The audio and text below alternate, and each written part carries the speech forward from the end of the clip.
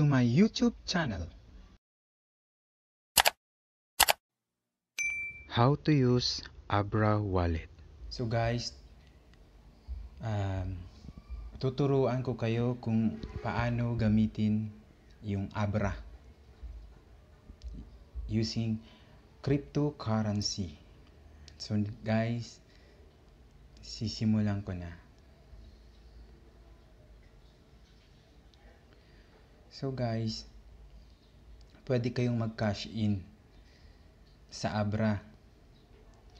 So kung paano gamitin, so ganito lang ang gagawin nyo. Just click the add money, then you can cash in.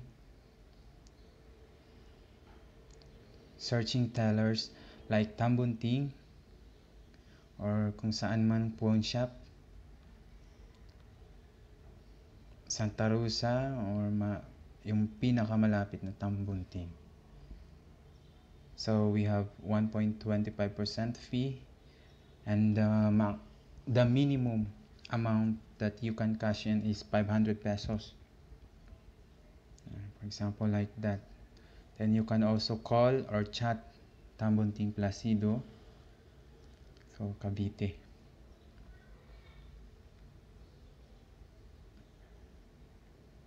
Then you can also cash in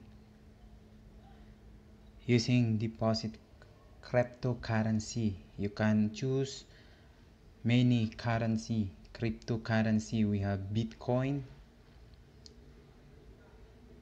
we have Dogecoin, Ethereum.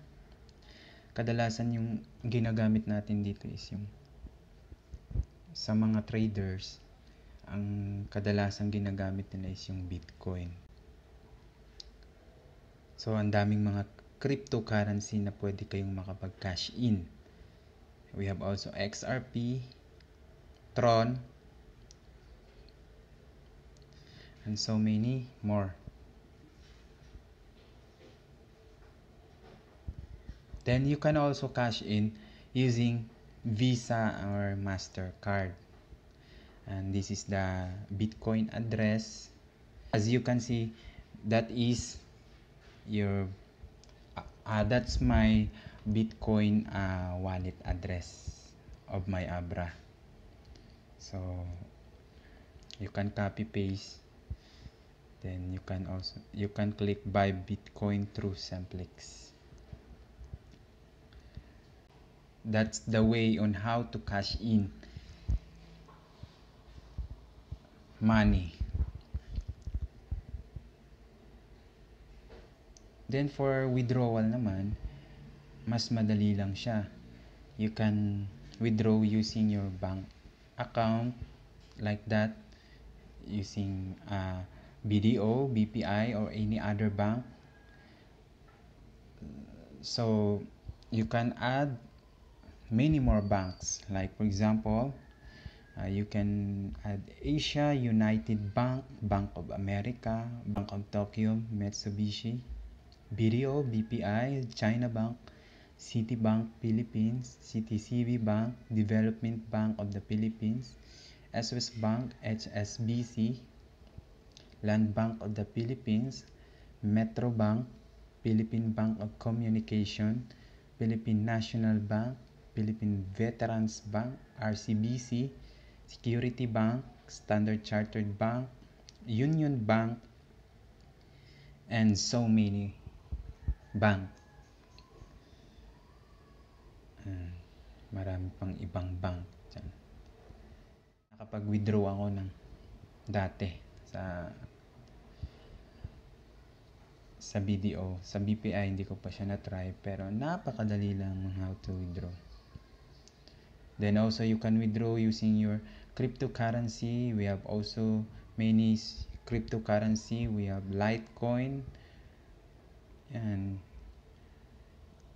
so for example, I have Litecoin in my Abra Wallet. So you will put the Litecoin Bitcoin address here. Then you can paste, for example, this is the Litecoin, but this is a Bitcoin address. So for example lang po yan. Then after that,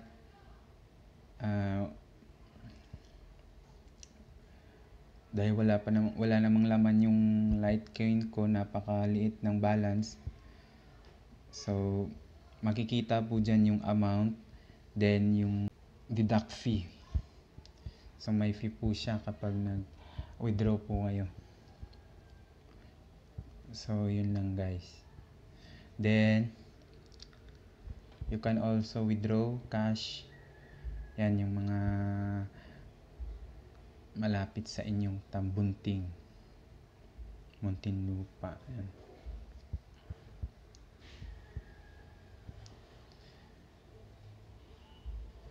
Then you can also exchange, for example, your Bitcoin. So for example, I have balance in Tron, so you can exchange to, for example, Bitcoin. Yan. Yan. So for the amount, for example, I will put 37, and then review. Because my balance is below $5, so the Abra does not support transaction. So dapat kailangan mas mataas pa sa $5. Then yan lang yung sample niya. Napakadali lang gawin. Then review, then yun, confirm.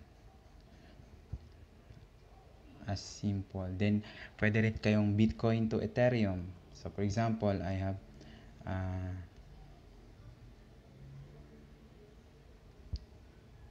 Litecoin, tapos gusto ko namang ilipat sa Bitcoin. Yan, set mo lang siya. Yung Litecoin mong pera is may exchange to Bitcoin. So ilalagay mo lang dyan kung magkano, then review, then confirm. So kasi yung pera ko sa Abra is below $5, so hindi siya makakapag-send. So marami pa siyang mga assets.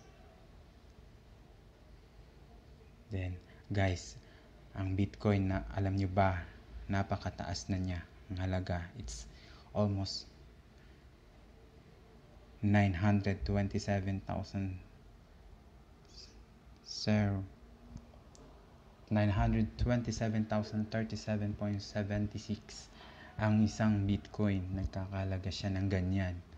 Akalain nyo guys, dati nung nakita ko to, ay nung nag-install ako ng Abra nito, ang baba pa niya, nasa 300 plus. Ngayon 927,000, 37.76% ay pesos na ang isang Bitcoin. Then also tumataas yung value ng Ethereum. Yung Tron or Tronix is 1.50 pesos. The Litecoin, ang halaga ng isang Litecoin is 4,227.28. Then USD sa dollar is 48 pesos 0.03. Then Ethereum Classic is 308.43 pesos. So yung nakikita nyo guys, yung mga may pula at green. Yung green, yan yung tumaas yung value. Yung pula is bumaba.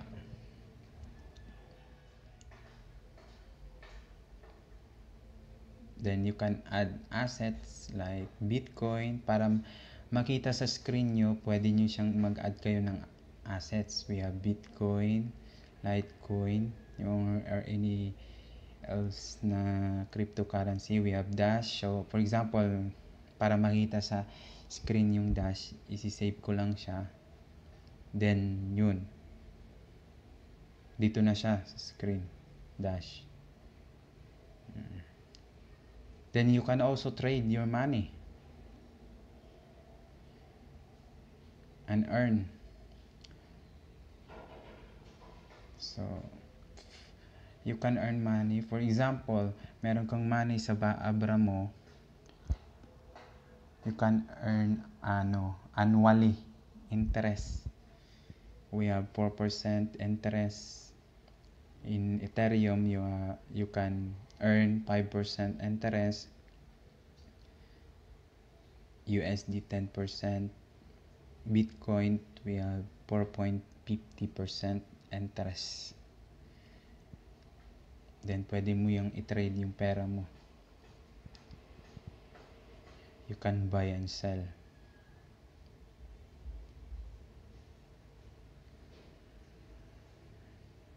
You can also display currency. Kung gusto makita yung halaga ng yung pera, pwede mo siyang i-select Philippine peso. We have dollar at kung ano-ano pa. Then we have also bank accounts. That's my na-register kong bank account once na mag-withdraw ako. So na-try ko na yung video. Yan, maganda yung video. So dati yung transactions ko sa video here. Yan, like this one. Yan yung mga na-withdraw ko last time. Nagsimula ako mag-withdraw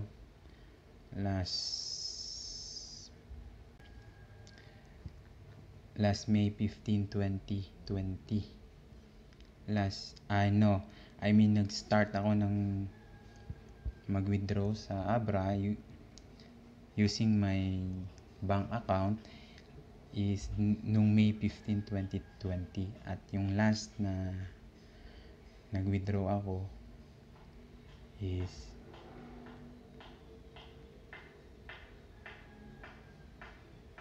October 22, 2020. So guys, kung may mga natutunan kayo dito kung how to add money, exchange, withdraw, guys, napakasimple lang. So sa mga wala pang Abra dyan, just download the Abra apps. At ito ay free lang sa Play Store.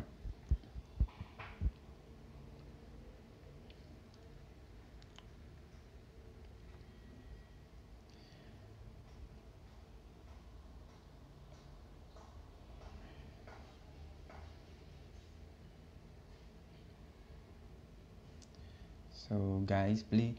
So yun lang yung maituturo ko sa inyo guys. Then sa mga hindi pa nakapag-subscribe sa aking YouTube channel, please subscribe my YouTube channel and like, and also hit the notification bell para ma-update kayo sa aking mga bagong videos.